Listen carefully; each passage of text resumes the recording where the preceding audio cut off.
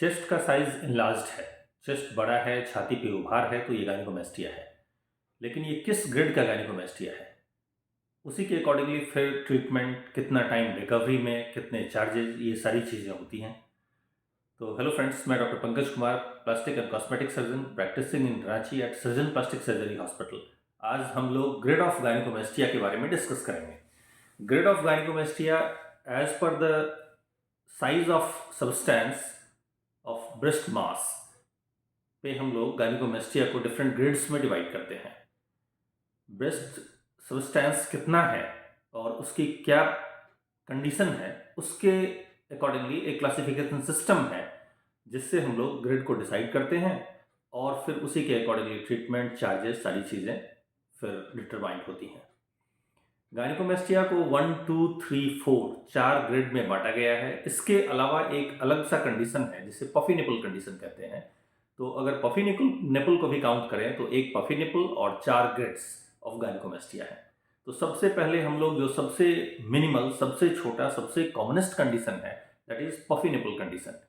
इसमें सिर्फ निपल के आसपास का ही एरिया सिर्फ इनलार्ज्ड होता है, मतलब कन्फाइंड टू द निपल।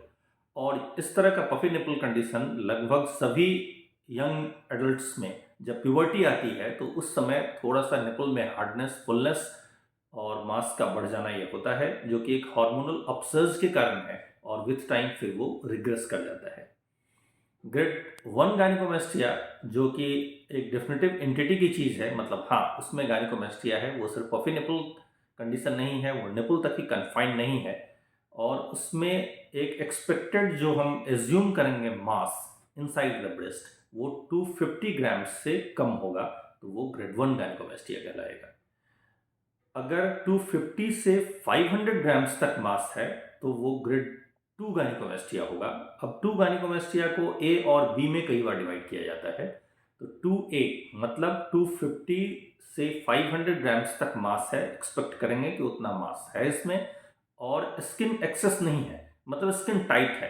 तो ये टोटली क्लिनिकल जजमेंट होता है, जो आपके सर्जन हैं, जो प्लास्टिक सर्जन हैं, वो डिसाइड करेंगे कि ये किस ग्रेड का गायनेकोमेस्टिया है। लेकिन हाँ, अगर स्किन लूज नहीं है, टेंस है और एज्यूम करते हैं कि 250 ग्राम से कम मास है, तो वो grade 2 gynaecomastia, grade 2A gynaecomastia होगा। वहीं अगर स्किन एक्सेस हो गया है, स्किन एक्सेस कब होता है? बहुत दिनों तक गायनेकोमेस्टिया को छोड़ देने के कारण, या कुछ लोगों में स्किन की इलास्टिसिटी कम होती है तो उसके कारण भी स्किन लूज सा दिखने लगता है। ये टोटली इंडिविजुअल वेरिएशन है। तो अगर स्किन एक्सेस फील हो रहा है तो वो ग्रेड 2 गायनेकोमेस्टिया, 2B गायनेकोमेस्टिया होगा। इसी तरह अगला स्टेज आता है ग्रेड 3 गायनेकोमेस्टिया। 500 ग्राम्स तक अगर सब्सटेंस हम लोग एक्सपेक्ट करते हैं तो इसको ग्रेड 3 गायनेकोमेस्टिया हम लोग कहेंगे। और जाहिर सी बात है कि अगर उतना सब्सटेंस है, 500 से ज़्यादा है, तो स्किन तो एक्सेस होगा ही होगा। और अगला जो सबसे लास्ट कैटेगरी है वो ग्रेड 4 गायनेकोमेस्टिया है, जिसमें 500 से ज़्यादा सब्सटेंस होने के साथ साथ निपल पॉइंटिंग टुवर्ड्स डाउनवर्ड, मतलब निपल नीचे की तरफ दिख रहा है और एक ब्रेस्टोसिस, ब्रेस्ट का नीचे लटक जाना, वो कंडीशन है। तो ये इसमें एकदम फीमेल लाइक ब्रेस्ट दिखने लगता है। अगर पिक्चर से अगर इवेलुएट करें तो लगेगा कि जैसे कि किसी फीमेल का ब्रेस्ट ये हो सकता है। तो इस तरह का गायनेकोमेस्टिया ग्रेड 4 गायनेकोमेस्टिया होता है। क्योंकि गायनेकोमेस्टिया का ग्रेड कई कई बार हमारे पास यूट्यूब पे या गूगल पे बहुत सारे पिक्चर्स, सारी चीज़ें मिल जाती हैं, लेकिन आज हम लोग रियल फोटोग्राफ्स के साथ ये देख रहे हैं कि डिफरेंट ग्रेड्स ऑफ गायनेकोमेस्टिया क्या होता है। ये सारे पेशेंट्स रियल पेशेंट्स हैं, इनके रिजल्ट्स भी हम लोग देख लेते हैं कि ग्रेड 1 आप देखें कि इसमें बहुत छोटे साइज़ का है और इसको 250 से कम कहेंगे, और इसमें स्किन एक्सेस नहीं होती है। सर्जरी के बाद ये ऑलमोस्ट एकदम तुरंत ही प्लेन हो जाता है। इसी से 500 तक जैसे हम बताए, तो इसमें भी सर्जरी के बाद चेस्ट तुरंत ही प्लेन हो जाएगा, क्योंकि ये 2A कंडीशन अगर है तो स्किन एक्सेस नहीं है। 2B में थोड़ी सी लैक्सिटी रहती है, लेकिन हम लोग जो डायोड लेजर यूज़ करते हैं वो कोलेजन फाइबर को टाइट करता है और जिसके कारण स्किन जो लूज है वो धीरे धीरे फिर तुरंत ही टाइट हो जाता है।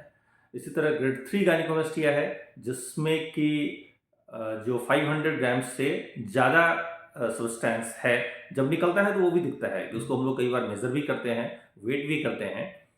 तो ये ग्रेड 3 गायनिकोमेस्टिया जो कि सर्जरी के बाद ऑलमोस्ट इसमें भी लेज़र के इफेक्ट से लगभग लगभग बराबर हो जाता है चेस्ट, लेकिन थोड़ी सी स्किन लेक्सिटी फिर भी आपको दिखेगी। और ग्रेड 4 जिसमें एकदम फीमेल लाइक है, इसमें लेज़र बहुत ज़्यादा यूज़ करना पड़ता है, उसके बाद भी थोड़ी सी लेक्सिटी स्किन की रह सकती है। तो ऐसे कंडीशन में हम लोग एक बार सेकेंड सेशन ऑफ लेज़र भी करते हैं कई बार, ताकि स्किन फिर से दोबारा टाइट होके चेस्ट वॉल पे फिट बैठ जाए। तो आज ये हम लोग डिस्कस किए कि डिफरेंट ग्रेड्स ऑफ गायनिकोमेस्टिया क्या होता है, और ये पिक्चर के फॉर्म में नहीं, रियल पेशेंट के फॉर्म में, रियल पेशेंट के वीडियो या पिक्चर्स को देखते हुए ये डिफरेंट ग्रेड्स ऑफ गायनिकोमेस्टिया होता है। हमारे सर्जन प्लास्टिक सर्जरी सेंटर में ऑल ग्रेड्स ऑफ गायनिकोमेस्टिया, सभी तरह की गायनिकोमेस्टिया की सर्जरी होती है, जिसमें हम लोग 2 टाइप का लाइपोसक्शन मेनली करते हैं, आइदर लेजर करते हैं या फिर laser diode laser 1470 diode laser liposuction करते हैं, और साथ में ग्लैंड एक्सीजन होता ही होता है। और हमारी हमेशा कोशिश रहती है कि गायनिकोमेस्टिया के बाद चेस्ट एकदम नॉर्मल अपीयरेंस करेंगे। मतलब कई बार हम ये भी कहते हैं कि हाई डेफिनेशन गायनिकोमेस्टिया या वी करेक्शन ऑफ गायनिकोमेस्टिया, मतलब चेस्ट का शेप एक जो नॉर्मल मेल पैटर्न है, वी शेप पैटर्न है, जब आप एक्सरसाइज करके पेक्टोरल मसल्स डेवलप करके जैसा बनाते हैं, ऑलमोस्ट उस तरह काफ करके रिजल्ट देने की कोशिश करते हैं। तो ये था गायनिकोमेस्टिया के डिफरेंट ग्रेड्स के बारे में डिस्कशन। मिलते हैं किसी और वीडियो में, तब तक के लिए नमस्कार।